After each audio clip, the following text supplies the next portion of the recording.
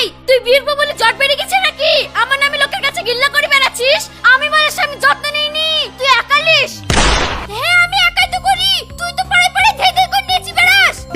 কি বলছিস? আমি লেচি বেড়াই? থাম তোর পিঠে ঢোকে নাচছি। ছেড়ে দাও বৌমা, ছেড়ে দাও ছেড়ে দাও। মুখামুখি হয়েছে, মুখামুখি হোক। গায়ে হাত তোলার কি দরকার বলো দিনি? তুমি হচ্ছে নাটের গুরু, ছেলেকে হাসপাতাল দিয়ে দিয়ে আরেকটা বিয়ে দিয়েছো। তোমার লেগে যত অশান্তি এই ঝামেলা। উম্মা তুমি আবার কেমন ধরনের কথা বলছো? আমি কি ছেলেকে বিয়ে করতে শিখে দিয়েছি? তোমার এই গুণের লেগে তো আমার ছেলে আবার বিয়ে করেছে। আমার গুণের লেগে বিয়ে করেছে না আপনার হাসপাতালে বিয়ে করেছে? আপনি ছেলেকে টাইট করেননি, যা মন তাই করে বেরিয়েছি। আর এখন আমার দোষ, আপনি হচ্ছে কি রে তোরা আবার লাগিয়ে দিচ্ছিস? তোদেরকে তো বুলি ঠান্ডা করতে পারনু না, সকল সময় এখন জালি থুই দিলি। আগুন ধরাবো না, আমার কপালে কাজ করো, ওর কপালে ঝাল পড়া। এই মিংসি তো মুখ পোড়া, একদিন খাওয়াবে ঝাল পড়া আর গেই বেড়াবে গুটা পাড়া। না আর তো সহ্য করা গেল না। এই কি বল, কাকে ঝালবার খাওয়ার কথা বলেছি? কি মারছো? চুপ করছে, মারে ভালো। আমাকে মারছো কেন? দোষ তো তোমার বড় বউয়ের, ও কি কিছু বলছো না? থাম, ওকেও দেখছি। যা, বাড়ি থেকে যা।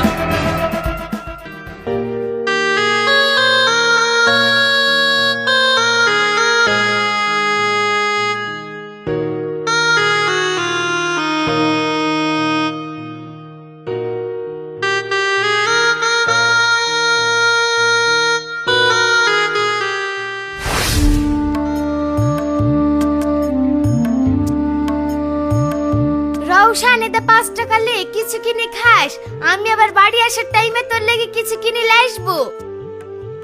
দাদি আমার লেগে লিচু আনবা। ঠিক আছে তোর লেগে লিচু আনবো, আর রাস্তাঘাটে যেন উঠবি নি, কে কখন চাপা দিয়ে চল যাবে। হবে?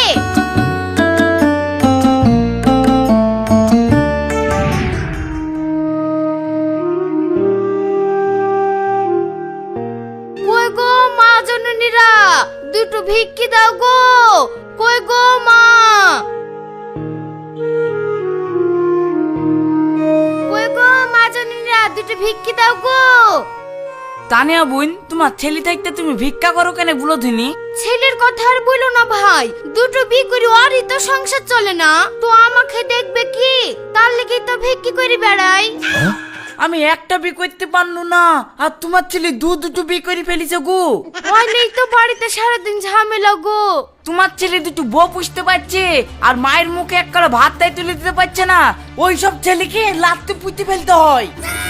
না ভাই, দুটো ভিক্ষি দিলে দাও, আমার পথ আটকায় না, আমার আবার দেরি হয়ে যাচ্ছে। কেন তুমি আবার ট্রেন ধরবে নাকি?